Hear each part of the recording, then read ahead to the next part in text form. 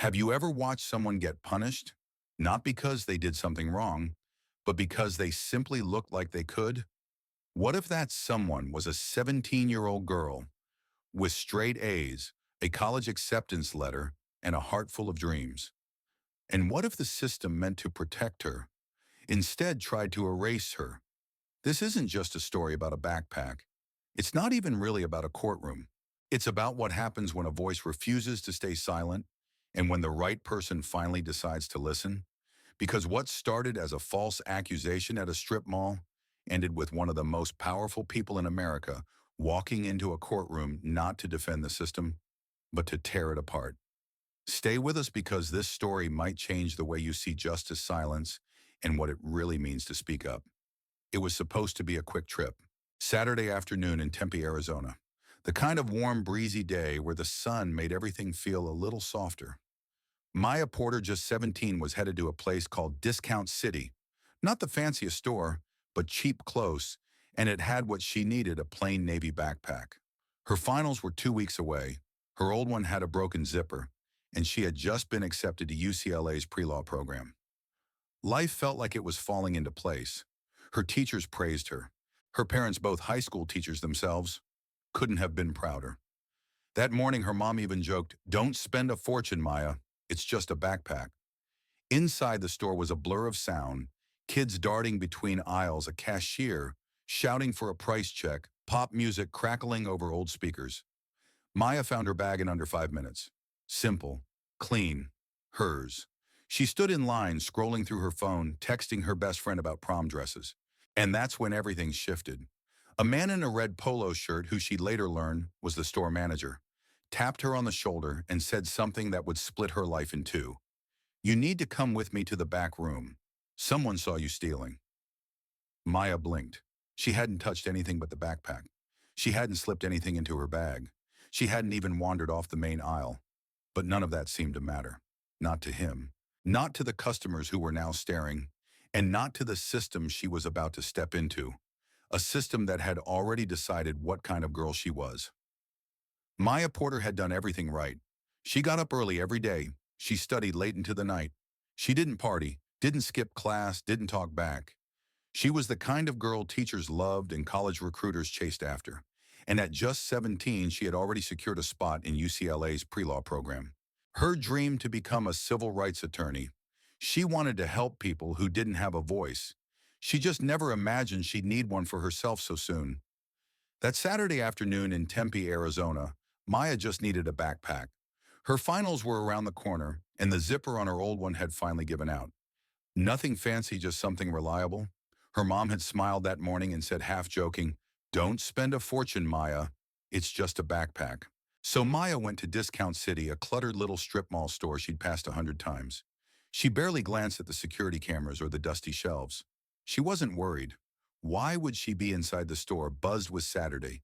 Chaos, kids darting between aisles, tired parents checking prices. A cashier on the intercom asking for a price check and toys. Maya found what she needed in minutes. A plain navy blue backpack with sturdy zippers and no logos. Perfect.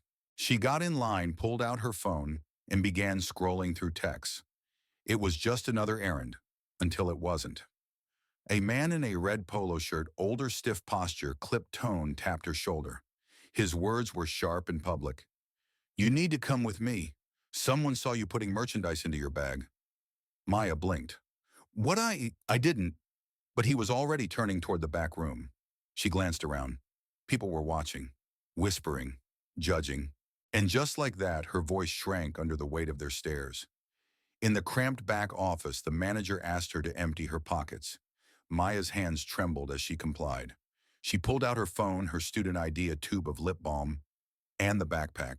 Still tagged, still unpaid, still in her hand, not her personal bag. The manager looked almost disappointed, as if he wanted her to be guilty.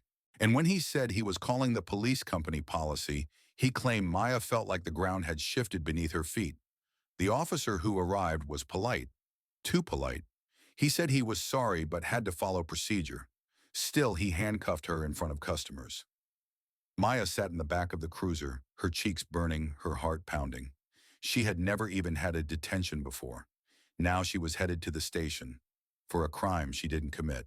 If you've never been inside that kind of silence, the kind that settles around you when the people in charge stop seeing you as human, it's hard to explain what it does to your spirit. Maya wasn't just embarrassed. She was afraid. Afraid of what her parents would say, afraid of what UCLA might think, afraid of what would happen next. At the precinct, she was booked for petty theft, given a court date, released hours later with red marks on her wrists. That night, she cried into her pillow, not loudly, just enough to breathe the pain into the fabric. You see, Maya's story didn't start in that store. It started long before, in a country where black girls are 4 times more likely to be suspended from school, twice as likely to be arrested for minor infractions, and almost never given the benefit of the doubt. It's a pattern, a quiet one. But patterns don't need to shout to shape a life. All they need is a moment like this, a backpack, a glance, a single accusation, and a system ready to believe the worst. But here's the thing, Maya thought she was alone. She thought the world had already made up its mind about her, until she remembered something, or rather someone. Someone with a title, a reputation, and a reason to fight. Her brother. The court date came faster than Maya expected. It was like time bent around her anxiety. One moment she was crying into her pillow. The next she was sitting in a scratchy chair outside Maricopa County Juvenile Court, clutching a folder stuffed with honor roll certificates, teacher recommendations, and a character reference from her principal. She thought those papers mattered. She thought her spotless record, her dreams, her decency would be enough to clear the air. But when her name was called, the courtroom didn't feel like a place built for the truth. At the front of the room sat Judge Monroe, a woman whose presence could silence a room with a single glance. Her black robe swayed as she sat tall in her chair, lips tight, eyes unreadable.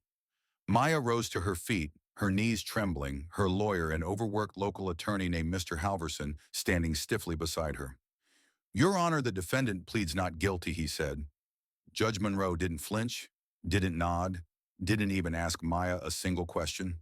Instead, she flipped through the arrest report with practiced boredom, and after less than 3 minutes of consideration, she made her ruling. The court finds probable cause to proceed. Pre-trial hearing set for 2 weeks. Felony charges remain. Felony. The word rang in Maya's ears like a fire alarm that no one else could hear. Felony meant college scholarships could be withdrawn. Felony meant employers would think twice. Felony meant her life before it even began was already being rewritten. All without anyone asking to see the store's surveillance footage. The same footage her lawyer had mentioned twice. Judge Monroe didn't request it, didn't delay to confirm the facts, didn't even ask if there were witnesses. Because the system wasn't designed to ask, it was designed to process. And for some people, the processing is faster, harsher, colder.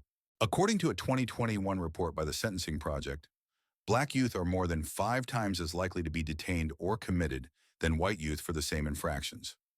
5 times. Not because they commit more crimes, but because of how they're perceived when they walk through that courtroom door. Because in many places, being young and black doesn't make you look innocent, it makes you look like a risk. Maya felt that risk settle around her like a second skin. She didn't know if the judge saw her college acceptance letter. She didn't know if anyone noticed the way her hands trembled when she spoke. All she knew was that the decision had already been made, and no one seemed interested in unmaking it. As she walked out of the courtroom, Maya's parents trailed behind her. Her mother's eyes were glassy, her father silent with rage. The hallway buzzed with lawyers, laughing guards, chatting cell phones ringing. But for Maya, the world was muffled. She kept thinking, I didn't do anything. Why doesn't that matter? That night, she stared at the ceiling, wondering if her voice had ever really mattered at all. She almost gave up. She almost let the silence win. But then she remembered her brother's last message. If it gets bad, I'll step in. She hadn't wanted to involve him. He was too busy, too far away, too important. But now it was bad. And when Maya finally texted him, she didn't know that her message wouldn't just shift her case, it would shake the foundations of that very courtroom. There's a moment right between fear and surrender when something inside you says enough. For Maya Porter, that moment came in the courthouse cafeteria, somewhere between the stale ham sandwich on her tray and the look on her father's face, the kind of look that only comes when a man knows he can't protect his daughter. She had done everything right, and yet here she was facing a felony charge while the judge who could have dismissed it didn't even ask to see the truth. Her lawyer said things like, "Stay calm," and these things usually sort themselves out. But Maya didn't feel calm, and nothing about this was sorting itself out. She stared at her phone. The last text from her brother Roman still sat unread. "If it gets bad, I'll step in." She hadn't wanted to use that lifeline. Roman was hundreds of miles away working in D.C., a deputy attorney general with a packed calendar, a reputation to maintain, and no room for local drama. But this wasn't just drama anymore. This was bad. Worse than bad. So she typed 3 words. "Roman, I need you," and hit send. What she didn't know, what she couldn't have known, was that Roman had been waiting for the moment his little sister stopped trying to handle this alone. When the message popped up on his phone, he was standing by his window in a high-rise office overlooking the Capitol. He didn't blink. He didn't call his assistant. He didn't even finish his coffee. He just made one phone call. "Caleb," he said, "I need eyes in Tempe, right now." Caleb Rock had been Roman's closest ally since law school, now a senior federal prosecutor stationed in Phoenix. Roman didn't need to explain much, just one sentence. "The judge is railroading my sister." Caleb's voice didn't waver. "I'm on it." That's the thing about real power. It doesn't shout. It just moves. Meanwhile, Maya sat frozen in the cafeteria, her phone buzzing again.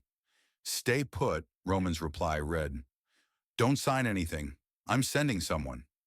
She showed it to Mr. Halverson, her attorney, who blinked, frowned, and mumbled something about following orders from D.C. But then he nodded. Even he knew when Washington calls you, listen. 20 minutes later, a man in a Navy suit walked in. He moved like someone with purpose, not rushed, not cocky, just certain. He scanned the room once, then walked directly toward her. "Miss Porter." She nodded. "I'm Caleb Rock. Roman sent me." Maya's lungs filled with air for the first time all day. Not because she was saved, but because she was finally seen. Caleb sat down without asking. He didn't small talk. He didn't waste time.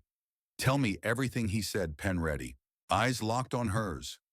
Voice low, calm, unshakable. So she did. The backpack, the accusation, the arrest. The judge who didn't even glance at the security footage. Her parents chimed in, filling in dates and details. Caleb nodded as he wrote. He didn't interrupt. He didn't reassure her just to make her feel better. He listened, and when Maya finished, her throat tight and her hands clenched in her lap, he leaned back in his chair and said something she wouldn't forget. "This is bigger than you, and that means they made a mistake." Then his phone buzzed. He glanced at it, smiled thinly. "Roman works fast," he muttered. "Judge Monroe's got a history, and it's not pretty." He stood. "I'm filing an emergency motion to get that surveillance footage reviewed before trial. It'll give us time and options." Maya stood too. "Do you really think it'll work?" Caleb looked her in the eye. "I don't know, but I do know this. You're not walking into that courtroom alone ever again. Sometimes help doesn't arrive with sirens or speeches. Sometimes it shows up in a dark suit carrying a notepad and a mission. And sometimes the smallest decision, a message sent in fear, can trigger a chain reaction that turns silence into a storm. Power doesn't always look like a badge. Sometimes it wears a suit without a wrinkle, walks with quiet certainty, and speaks in a tone so calm it cuts sharper than a shout. That was Roman Porter. And when he arrived in Arizona, he didn't come to play politics. He came to end a silence. 2 hours after Maya's emergency hearing was dismissed for review, a black SUV pulled up in front of the Maricopa County Courthouse. Out stepped a man who didn't look like a savior, just a brother. No tie, no press entourage. Just a leather jacket, rolled up sleeves, and the kind of presence that makes people move without asking why. Inside the courthouse was buzzing, clerks whispering, attorneys pausing mid-conversation, security guards adjusting their radios. They knew who he was. They just didn't know why he was there. Yet. Roman walked straight to the clerk's window. He didn't raise his voice. He didn't drop titles. He just handed over a sealed document signed by the Deputy Attorney General. A formal federal investigation into judicial practices under Judge Evelyn Monroe. Within the hour, Internal Affairs had arrived. A quiet team with quiet badges and a very loud mandate. Find out how deep the rot goes. Judge Monroe, to her credit, didn't run. She did what people with power often do when it starts slipping. She doubled down. She called for an emergency hearing, hoping to reassert control. She sat tall behind her bench, voice-clipped robes, smooth like nothing had changed. But everything had. In courtroom 2B, the energy was different. The air was heavier, charged. Roman sat in the gallery, arms crossed, face unreadable. Caleb Rock stood beside Maya and her parents, a file in his hand, thick with records. 32 complaints, sealed settlements, evidence of selective enforcement that had been ignored until now. Judge Monroe cleared her throat. The court will now proceed with the preliminary hearing in case number 5739, State of Arizona versus Maya Porter. But before she could continue, Caleb rose. His voice was calm, measured, deadly clear. Your Honor, the defense moves for immediate dismissal based on newly uncovered evidence of systemic judicial misconduct under your courtroom. You could hear the room freeze. Even the court reporter stopped typing. Judge Monroe's jaw tensed. This is irrelevant to the case at hand, she snapped. But Roman stood. He didn't raise his voice. He didn't walk forward. He just said, when the integrity of a judge is in question, nothing else can proceed. It wasn't a threat. It was a fact. And everyone in that room knew it. Because in the American justice system, the courtroom is sacred, but only if the person holding the gavel is too. Let's be honest, most people don't have a Roman Porter in their corner. Most can't call someone in D.C. and have a federal team show up before lunch. But that's what makes this moment matter. Because Roman didn't just come to protect his sister, he came to expose the system that let this happen at all. By that afternoon, Maya's case was officially under federal review. Judge Monroe's record was being combed through decision by decision, year by year. The cameras outside the courthouse were already rolling, and for the first time, Maya wasn't the one being watched. Here's the truth: influence can't fix everything, but sometimes it can hold the door open long enough for the truth to walk in. That day, Roman didn't win the fight for Maya.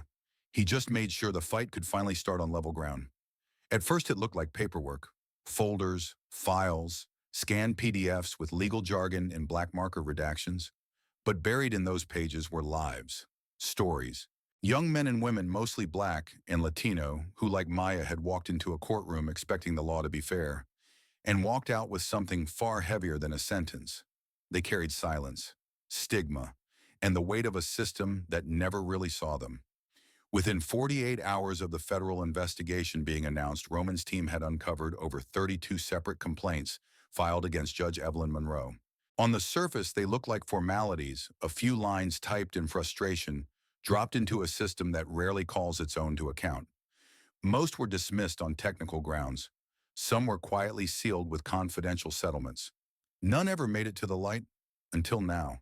There was Jamal Taylor, 17, accused of stealing a pair of headphones. No prior record, no concrete evidence. But Judge Monroe denied his request for diversionary sentencing and sent him to juvenile detention, 6 months. He missed his high school graduation, missed his college acceptance, missed the chance to be seen as anything other than a risk. Then there was Lourdes Rivera, single mother, arrested after a traffic stop escalated. She claimed she was pulled over without cause, but Judge Monroe refused to admit the body cam footage that might have supported her claim. Instead, the court took the officer's word. She lost custody of her 2 children for nearly a year. These weren't just case numbers, they were consequences. And they all led back to one courtroom, to one person behind the bench whose decisions again and again tilted the scales in the same direction. Now, it's important to understand something here. Bias in the justice system doesn't always scream. Sometimes it whispers. It shows up in who gets second chances and who doesn't, in what evidence gets considered and what's dismissed, in whether a judge looks at a defendant and sees a person or a stereotype. Judge Monroe had a pattern, a quiet one, but patterns don't stay hidden forever. And this time, the truth had momentum. The Department of Justice called for a full audit of her rulings over the past 5 years. Each case flagged for review, each complaint reopened. Victims and families who had long given up hope were now receiving phone calls, apologies, second chances. And as the spotlight widened, more people came forward, not just defendants, but former clerks, public defenders, Even junior prosecutors who had seen the signs but didn't feel safe to speak up. Until now. Here's a hard truth. Most injustices don't explode, they accumulate. One denial, one ignored voice, one closed door at a time, until someone like Maya stands up not because she's brave, but because silence is no longer an option. And that's the lesson we often forget. Change doesn't start with big speeches or perfect heroes. It starts with someone who says, "This isn't right, and I won't disappear to make it easier for you." In the days that followed, Maya began to realize this wasn't just about clearing her name anymore. It was about clearing the path for people who'd never had the chance, people whose futures had been quietly buried, just like those complaints. Courtrooms are supposed to be quiet places, wooden benches, whispered conversations, the steady rhythm of a gavel keeping order. But when Maya Porter walked into courtroom 2B again, there was nothing quiet about it. Not because people were yelling, but because every silence was charged. Every glance was loaded. Every pause felt like the breath before thunder. The trial hadn't even started, but the room already felt like a battleground. Judge Monroe sat high on the bench, composed but tense, her jaw a little tighter than before, her eyes sharper. She knew. The cameras were outside. The investigation was underway. The nation was watching, and Roman Porter was sitting in the gallery, arms crossed, unmoving. At the defense table, Maya sat between her lawyer, Mr. Halverson, and Caleb Rock, now officially co-counsel on the case. The files in front of them were thick, not just with evidence about Maya's innocence, but with everything Judge Monroe had tried to keep hidden. The hearing began with routine formalities, until Caleb stood up. "Your Honor, the defense moves for dismissal on the grounds of systemic bias, suppression of exculpatory evidence, and an ongoing federal investigation into this courtroom's prior conduct." The room held its breath. Judge Monroe's face didn't change, but something in her posture shifted. "Motion denied," she said flatly. "We will proceed with the trial as scheduled." That's when Roman stood. He didn't ask for permission, didn't raise his voice. He simply said, "With all due respect, Your Honor, when the fairness of this courtroom is under review, nothing in it can be trusted." For a moment, even the court reporter paused. Let's stop here and explain something. In most courtrooms, a family member standing up and speaking out of turn would be seen as disrespectful. But Roman wasn't just Maya's brother. He was a senior official in the Department of Justice, and Monroe knew it. His words carried weight not because of his title, but because they made a truth impossible to ignore. How do you hold a trial when the judge herself might be part of the injustice? Outside that room, the press was already calling it the Porter Showdown. Inside, it was more subtle. It wasn't about shouting matches. It was about power, who had it, who used it, and who no longer feared it. And in that moment, something shifted. Judge Monroe didn't bang her gavel. She didn't object or dismiss Roman. She simply stood up and said, "Court is adjourned until further notice," then walked out, robes swirling behind her like a curtain closing on a show she no longer controlled. Here's the thing about power. It doesn't disappear when someone leaves the room, but it does change hands. That day it passed just a little into Maya's, not because she had shouted louder, but because she had stayed standing when everything told her to sit down. That's the lesson, isn't it? Sometimes the battlefield isn't a war zone, it's a courtroom. And the weapon isn't rage, it's refusal. Refusal to disappear. Refusal to stay quiet. Refusal to let someone else decide what you're worth. Outside the courthouse, Maya didn't speak to the cameras, but the message had already been sent. Loud, clear, and irreversible. It started with Maya. Just one name, one case, one girl who refused to stay quiet. But justice, when it finally stirs, never stays still for long. And in the weeks that followed her courtroom battle, what began as a single spark turned into a statewide reckoning. The Department of Justice released their preliminary findings. The headline was simple. The message was not. Systemic judicial misconduct. Maricopa County. 37 reopened cases. 10 defendants already released. 2 young men found to have served time for crimes they likely never committed. Local news stations ran nightly segments. Families came forward with stories that sounded heartbreakingly familiar. Missed birthdays. Stolen college dreams. Court-appointed lawyers who barely remembered their names. all tied to a courtroom where second chances were rare, and mercy seemed to depend on the color of your skin. It didn't take long for the impact to ripple upward. The mayor of Tempe issued a public apology. The governor called for emergency judicial reforms. Judges across the county were suddenly reviewing their own policies, wondering if their rulings too would be next.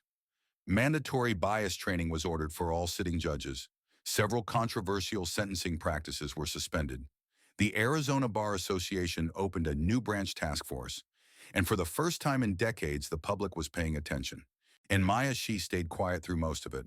Not because she didn't care, but because she knew the spotlight wasn't the victory. The real victory was seeing change, watching the doors of justice slowly creak open for people who had never been allowed inside. One day at the grocery store, an older woman stopped her in the aisle. She didn't say much, just touched Maya's hand and whispered, "You gave my grandson a chance." Maya didn't know who the grandson was. Didn't need to. Because that's how change works. Sometimes it doesn't come back to thank you. It just moves forward because you made space for it to grow. Let's be clear. Maya didn't set out to be a symbol. She didn't ask to carry a movement. She just didn't want to be erased. And that was enough to shift the ground beneath a courthouse that had never expected to answer for itself. Here's the lesson. When one person pulls back the curtain, you don't just see the lie in front of you. You see every lie that came before it and everyone that was about to follow. And once you see it, you can't unsee it. Maya's case wasn't over. Her name had been cleared. But the story wasn't finished. Because there was still one person she needed to face. Not in court, not for revenge, but for closure. For the words that had never been said. A few weeks after the charges were dropped, Ariel Porter was asked to speak at a local high school. It wasn't a big event. No cameras. No headlines.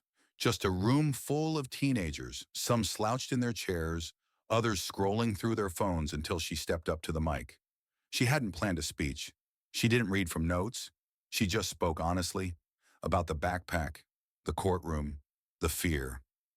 And the moment she realized that silence was no longer safety, it was surrender. She told them what no one had told her at 17, that doing everything right doesn't always protect you. That sometimes the world looks at you and decides who you are before you've said a word. And that your voice isn't just something you use when called on. It's something you sharpen before the world tries to take it from you. After the talk, a girl with braids and quiet eyes approached her. She didn't say much, just handed Ariel a note folded 3 times. Inside was one sentence. "Thank you for showing me it's okay to speak." Ariel kept that note in her wallet for months. Sometimes she still checks to make sure it's there. Soon more invitations followed, middle schools, churches, youth centers. She never called herself an activist. She never wore the label survivor like a badge. But every time she stood in front of a crowd, she saw a version of herself sitting in the back. Someone who needed to know they weren't alone. And here's what she always made sure to say: the system didn't break me. It bent me, scared me, tried to erase me. But I'm still here, and I'm not whispering anymore. You see, surviving injustice is one thing. Turning it into fuel, that's something else entirely. It's easy to feel small in the face of a system, to believe that one person can't shift the weight of something so big, so old. But what Ariel learned, what she lived, was this. You don't have to carry the whole mountain. You just have to move one stone. And when you do, others will follow. In time, she co-founded a local nonprofit with her brother, a legal aid project that offered real support to young people navigating the court system. No fanfare, no press releases, just help. They called it First Voice, because for so many kids like Maya, like Ariel, that first moment of being seen, heard, believed is the one that changes everything. Her story had started with handcuffs, but it didn't end there, because now she was the one unlocking doors. It was 2 days before Ariel was set to leave for UCLA. The sun was melting into the horizon over Santa Monica Beach, smearing streaks of orange and violet across the sky. She was sitting on a weathered wooden bench, watching families pack up towels and children waves rolling in soft and steady. It should have been perfect, but something in her heart felt unfinished, like she'd left a door open in a house she no longer lived in. She took a deep breath, opened her contacts, scrolled until her thumb hovered over a name she never thought she'd dial again, Judge Evelyn Monroe. And then, without letting herself think too hard, she pressed call. It rang 4 times, then a click, a pause, then the voice she remembered too well, cool-clipped. Guarded hello. Ariel hesitated, then said, clearly but gently, Judge Monroe. It's Ariel Porter. There was silence on the other end. Heavy, uneven. Ariel spoke first. She didn't accuse. She didn't yell. She simply said what had sat in her chest for too long. I don't know why you did what you did. Maybe you thought you were protecting something. Maybe you just didn't see me at all. Monroe didn't respond right away. When she did, her voice was rougher, less certain. You don't understand how things work, Ariel almost laughed. Not because it was funny, but because of how familiar those words sounded. How many times had people said that to her? You don't understand the system. You don't understand what judges deal with. You don't understand how the world works. But maybe the problem wasn't that she didn't understand. Maybe it was that she understood too well. Ariel's voice stayed calm. I understand enough. I understand that when people stay quiet, the wrong things keep happening. And I understand that silence isn't neutral. It's permission. There was another long pause. Then Monroe exhaled slowly. The world's not fair, girl. It never was. Ariel stood from the bench phone, still pressed to her ear, walking slowly toward the edge of the sand. The ocean breeze lifted her hair, salt and dusk in the air. She said quietly, maybe not. But I'm not going to live in the version of it you tried to trap me in. And with that, she hung up, not with anger, but with clarity. She slipped the phone into her pocket and stepped out of her shoes. Let the cold water wrap around her feet. For the first time in a long time, there was nothing left she needed to say. Not to Monroe, not to the system. She had said it all with her voice, her courage, and her refusal to disappear. Because sometimes closure doesn't come from the other person. It comes from finally realizing they don't get to write the last line. And that's the lesson some people will never change. Some systems will fight like hell to stay broken, but change doesn't ask for permission. It shows up when someone like Ariel decides to be louder than the silence. Ariel Porter's story ended with her walking barefoot along the Pacific shore. But justice doesn't end in the waves. It keeps moving, carried by every person who heard what happened to her and refused to forget. Yes, Ariel got her name cleared. Yes, a judge resigned. Yes, an entire courthouse was forced to reckon with its past. But if that's where the story stops, then we've missed the point entirely. Because Ariel's story is not the exception, it's the lens. Every city has its own Maya. Every courtroom its own Monroe. Every family its own quiet battle that never made the headlines. And while Ariel's courage helped to pull back the curtain, what lay behind it wasn't just one bad decision, it was a pattern. One built from policies that punish faster than they ask questions. One fed by silence, by doubt, and by the belief that certain people are easier to ignore. Let's talk about what change really looks like. Not the kind in press releases, not the kind in temporary outrage, but the kind that stays after the cameras leave. For change looks like a public defender who takes an extra hour to actually know their client. A judge who pauses and chooses mercy over metrics. A student who speaks up when their classmate gets searched for no reason. A teacher who replaces zero tolerance with let's talk about what happened. Change looks like you, and it looks like me. Tired maybe, but not done. Because if Ariel's story taught us anything, it's this: one voice can shake a room, but it takes a chorus to change the song. And that chorus starts when we stop looking away, when we stop waiting for someone else to step in, when we ask hard questions, when we believe the kid with the trembling voice, when we say this isn't fair even when it's not happening to us. Ariel didn't choose to be a symbol.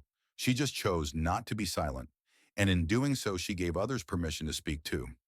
So no one story isn't enough, but it's a start. And it's a reminder that change doesn't come all at once. It comes story by story, step by step, voice by voice. And if Ariel's voice moved you, don't stay quiet. Tell her story. Share it. Live it. Be the reason someone else doesn't feel invisible. Because somewhere right now, another girl is being asked to empty her pockets, not because she did anything wrong, but because someone refused to see her. Let's make sure next time she's not standing alone. If you're still here, thank you. Not just for listening, but for staying with Ariel through every hard truth, every quiet battle, every moment where justice nearly slipped away. But this isn't just her story anymore. It's about every student who's ever been doubted, every family who's ever whispered, just keep your head down, every voice that's been silenced before it even had the chance to speak. And if this story moved you, don't let it stop here. Share this video, because somewhere out there another teenager is facing a system that doesn't see them. Leave a comment. Tell us what justice means to you. Tell us what you've seen. Tell us what you'll no longer ignore. Subscribe to That Person Was Me for more real stories of truth, of courage, of voices that refuse to disappear. And most of all, be that person, the one who listens, the one who speaks up, the one who reminds the world that silence is never where justice begins.